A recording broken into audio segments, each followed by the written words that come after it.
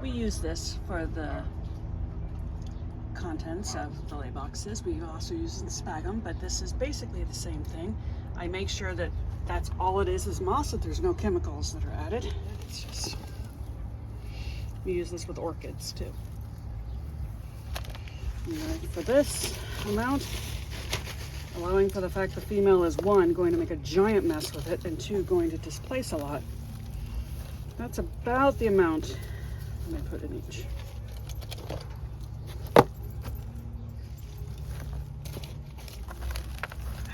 Dusty.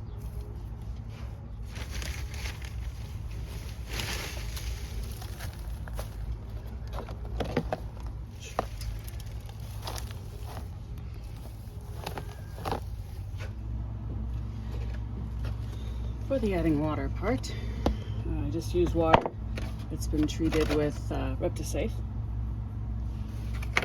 I'm going to actually started using this water bowl here. Show you how wet. This is dried or dried or dry. It's about as dry can be without being, I don't know, on fire. So I'm just going to pour some water on it. I feel like I'm making a cooking video. Do not eat this.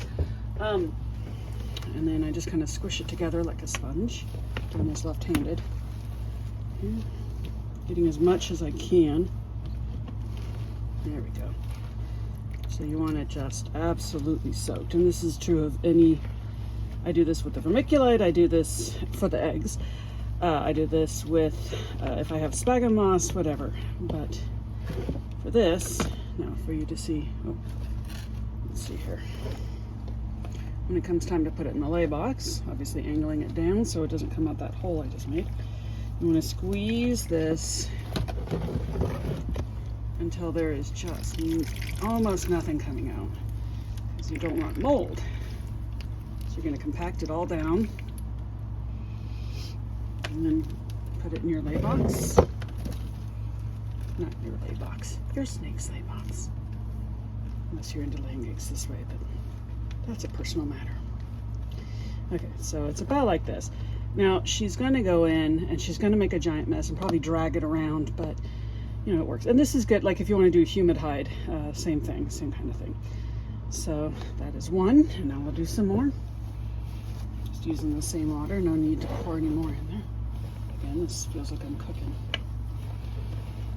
I've recently grown addicted. Wow, that is not something you need in your moss. So when you find chunks like that, take it out. Anyway, what I was starting to say is I have recently become addicted to the British baking show. And I've always liked to bake, so I've been experimenting with some doughs. So this is a familiar thing, although not a familiar texture. So once again, you see I can't really squeeze anything out. And then you can replace it as needed. I tend to let these go until they're like dry. A lot of times the females will make a giant mess and you have to redo the whole thing anyway, but you get the idea.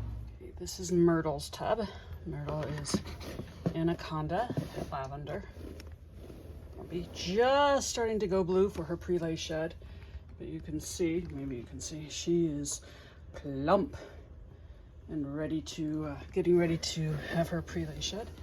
I don't take the water out. I used to, but I just do things like this to discourage her from that. I actually replace the hide with the lay box to encourage them to use it. Here, she can have that in the back. And also as a matter of space. Now you don't want to put it here because this is where the heat source is. And that heat is going to do one of two things, if not both, which is it will heat up your moss and dry it out, or it will create mold. Also bad. So we're going to put her here. She's restless. Okay, there. Took another hand there.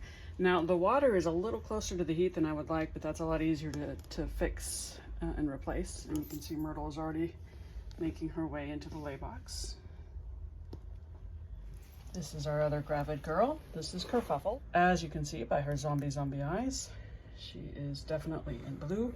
She's definitely gravid.